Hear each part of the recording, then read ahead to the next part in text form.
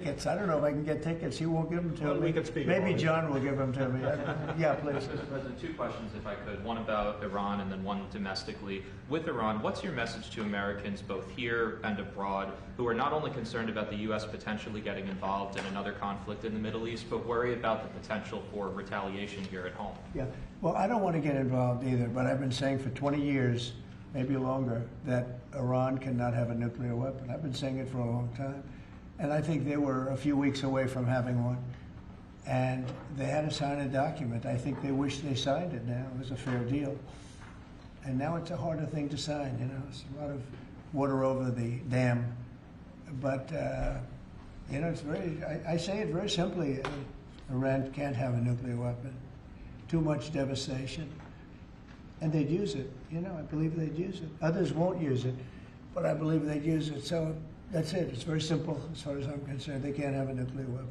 And then domestically, Missouri Senator Josh Hawley came out this week as the lead sponsor of a bill to raise the federal minimum wage to $15 an hour. It stands out because he's a Republican. There's still 20 states that have it at $7.25. Do you support the legislation or the idea? Well, I haven't seen it. I'd have to speak to Josh. He's a very good friend of mine. That's interesting that Josh did that. I'm going to have to think about that one. Some people agree with it, some people don't. You know, some people say it really turns away business. Restaurants close, and a lot of things happen. Other people agree.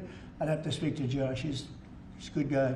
Mr. President, For the Iran, the possibility of an Iran deal, is the destruction or the dismantling of the Fordow nuclear enrichment center, is that a prerequisite for a deal? Is that a red line for you? No, it's just something that people talk about having. We're the only ones that have the capability to do it, but that doesn't mean I'm going to do it at all. Yeah, we have the best military equipment in the world. You see that with this fight. We have planes that are undetectable, flying around like, you know, nobody's able to see them stealth. You guys want to be stealthy tonight. You know, you can be stealth, you'll never lose, right? But these are incredible planes and weapons. We have the best weapons in the world. By far, nobody close, and I mean, certain countries take advantage of that. Israel has incredible weaponry, so we'll see what happens. I've been asked about it by everybody, but I haven't made a decision. Mr. President, you talked earlier today about having daily conversations with Prime Minister Netanyahu. Yeah. How have those conversations weighed on you in terms of getting more involved? He's been lobbying for the U.S. to get more involved. Has that had an impact in kind of your evolution, sir? Look, we talk, and I'd like to see everything done. I would have preferred having just an agreement, a strong agreement, you know, verifiable agreement. But it was such a shame. They were so close. You know, Iran was very close to signing what would have been a very good agreement for them. And maybe that could still happen, I guess. You know, they do want to come and see us. They want to see me in the White House. That's a big statement, but it's very late. Is it enough of a statement to hold off getting? We're going to see what happens. Look, we're going to see what happens. Ending it as soon as you can would be good. Have you closed the door on meeting with them? No. Okay, so it's still open to them coming here in your Yeah, eyes. I mean, they asked if they could come. We'll see if that happens. It's not that easy for them to come. They can't get out. You know, they're in Iran, and in one case, the guy wanted to come so badly, but he can't get out because there's bombs dropping all over the place. Have you seen the Tucker Carlson and Senator Ted Cruz interview? It seems like this issue on whether or not the United States should strike is kind of dividing a lot of your supporters. No, my supporters are for me. My supporters are America first. They make America great again.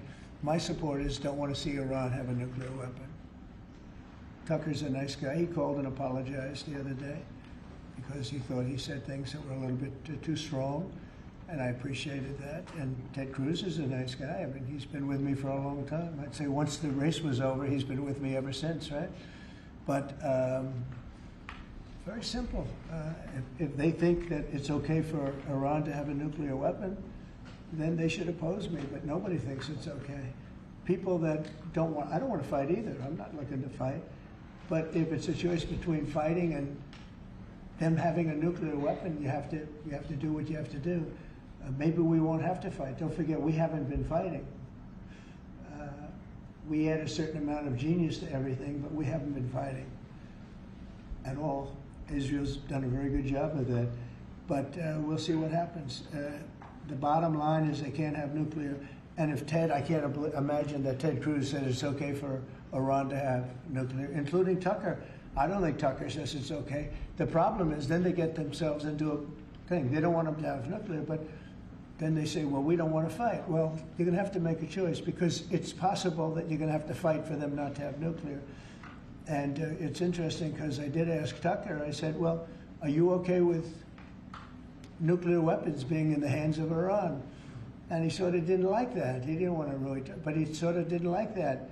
And I said, well, if it's okay with you, then you and I do have a difference. But it's really not okay with him. Therefore, you may have to fight, and maybe it'll end, and maybe it'll end very quickly. But there's no way that you can allow, whether you have to fight or not, you can allow Iran to have a nuclear weapon because the entire world will blow up. I'm not going to let that happen. Mr. President, you had a bit of a row with President Emmanuel Macron of France the other day at the G7, No, it sounded like. he's a nice guy. Look, he said I was going back home to make a ceasefire. Not a ceasefire. We're long beyond ceasefire. And I said, why do you say that? Why would you say ceasefire? It's a bad term to use. Because a ceasefire means like everything's going swimmingly, we'll take a little time off. It's not. We're not looking for a ceasefire. We're looking for a total, complete victory. Again, you know what the victory is. No nuclear weapon. Mr. President. So I thought it was a very badly worded statement by him, and obviously I let him know that. On the southern border, you've had record low numbers for the month of May, 95 apprehensions, 0 releases, compared to that of the previous administration exactly a year ago, Yeah. more than 60,000 releases. What do you attribute that success to? I like you. Who are you with? Turning Point USA, sir. Well, they're very good. Turning Point. Charlie, very good. That's what I call a good question, fellas. 1 out of 10, John. 1 out of 10, but that's a really good question. No, we had record good numbers on the border. And people are coming in, but they have to come in legally. Like some of these guys behind me, they have to come in legally. And if they come in legally, we want them. They have to say they love America, they love our country. And if they can't say that, we don't want them. Thank you very much. Very nice. Thank you very much, everybody. Thank you, press. Thank you. Thank you, guys. Thank you, guys. Thank you. Thanks. Thank you. Thank you, Mr. President. Thank you very much. Thanks. Thanks. Pulitzer Prize. Fella, hey, Doug, take a good picture. Absolutely. Pulitzer Prize winner. New York Times Pulitzer Prize. The Times is the bad part. Thank you. Thank